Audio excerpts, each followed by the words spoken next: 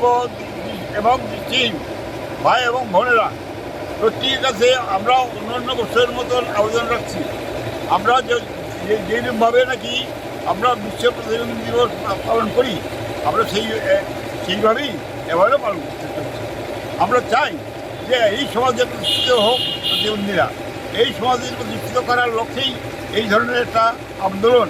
এটা আমাদের একটা আন্দোলন, যে আন্দোলনের মধ্য দিয়ে আমরা দিব্যাঙ্গ যারা নাকি আছেন তাদের অন্তত সুযোগ সুবিধা সরকারি তরফে যেটা নাকি আপনার সাংবিধানিকভাবে আমরা পাই, সেটা যাতে আমরা সঠিকভাবে পাই, তার জন্য আমরা এই আন্দোলন আরও যেই ধরনের পরিষেবা পাওয়া দরকার এটা যাতে আমরা সঠিকভাবে পাই, তার জন্যই আমরা এই ধরনের আন্দোলন করছি।